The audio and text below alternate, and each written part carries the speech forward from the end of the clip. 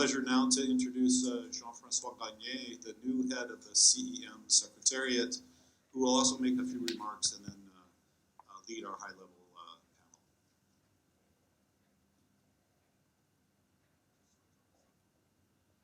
Is it? Oh, great. Well, thank you very much, Doug, for the introduction.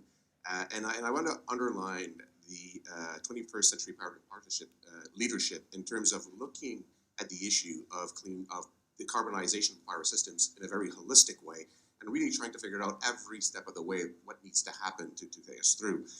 Because power systems are not only key in terms of decarbonization because of their own emissions, they're also a key tool to help decarbonize other sectors through electrification. But at the same time, because of the capacity, power systems are also very, very complex systems. And so we need to make sure that we look at all aspects of power system decarbonization in order especially because of their essentiality to maintain their reliability. And because of that, there are multiple set of issues, stakeholders, options to be considered. And if one tries to do this alone, there's a chance that one might miss some of the best practices and opportunities.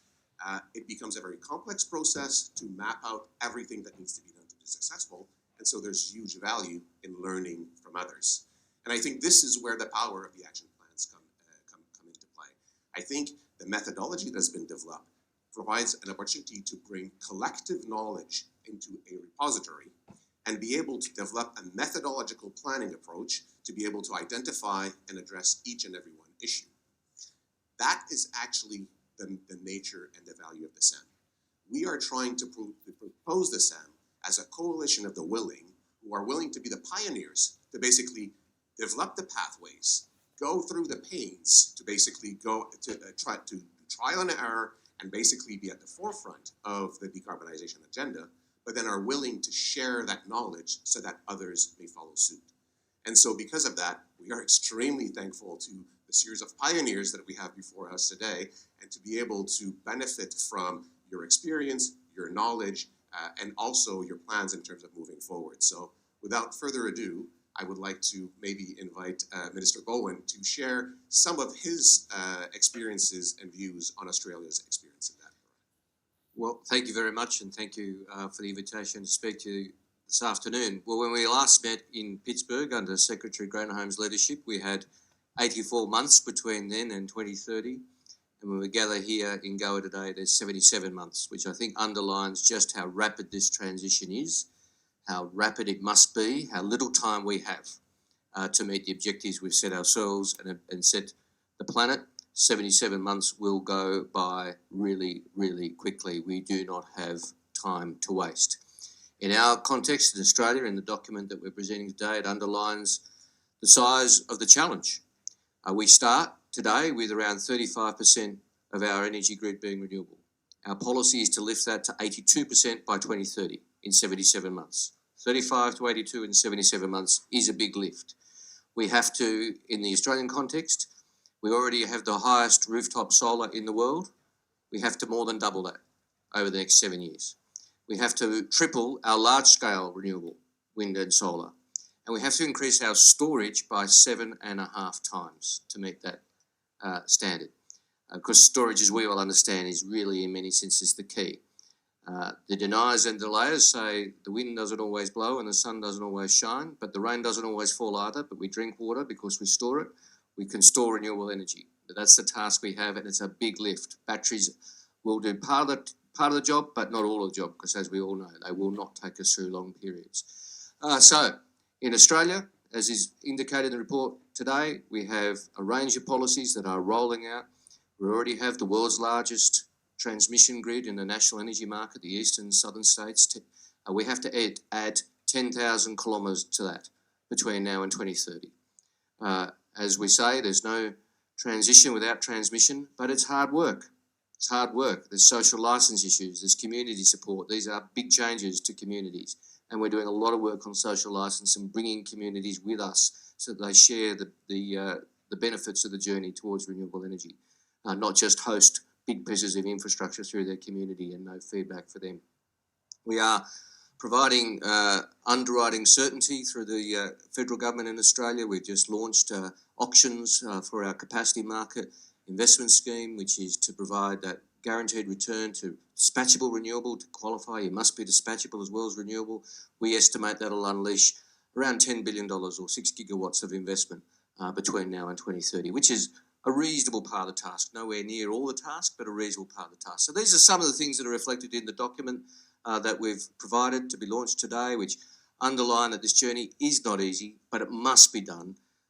Energy and electricity in Australia is the largest emitting sector, largest proportion of our emissions. As we get it down, then other sectors will spring forward, but we've got to get electricity and energy down first, and that's very much the key and very much represented in the document that we're launching today. So thank you for sharing it with us. Thank you very much, Mr. Bowen, and thank you for reminding us how quickly we need to act. And thanks for the leadership in terms of helping others benefit from your experience to help them kickstart and maybe catch up. With that, I'd like to turn over to Commissioner Sim. Perspective, there's some very ambitious elements going on in Australia in terms of growth of generation, growth of transmission. I think you've reflected earlier, a small population and a very large continent to deal with. How is that coming to play in planning?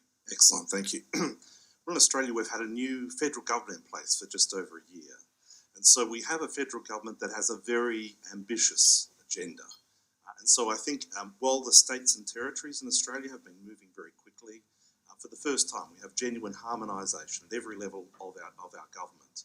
And that's reflected in those very ambitious targets that you spoke about. The 82% renewable energy target by 2030, we're currently sitting at about 35-36%. In Australia, we've actually done long-term planning pretty well. We have something called the Integrated System Plan. And this is where the market operator looks out to a time horizon of 30 years and says, what do we need to do? What do we need to put in place to make the transition over that period of time to meet our objectives?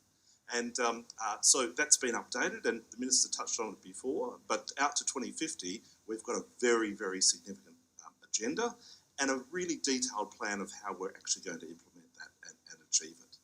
The next level has been a detailed assessment of what we're calling renewable energy zones. So 13 zones identified around the country where we're going to put in the transmission infrastructure to allow the build out of renewables. So really targeting the best resources, system strength, communities, and the rest of it. So 13 renewable energy zones.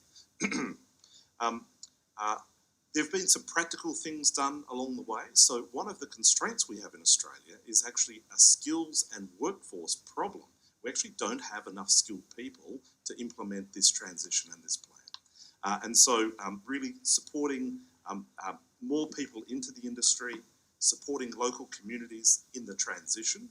As the Minister said, actually making payments to farmers who actually host this transition, the transmission lines, and bringing communities with us, is a big part of the agenda.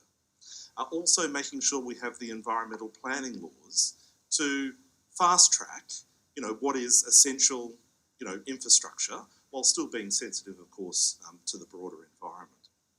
The other thing that just might be of interest as a final note, in Australia, we're not just thinking about transitioning our national energy sector, but we're thinking about the opportunities for Australia to harness renewable energy to export to the world, this renewable exporting superpower agenda.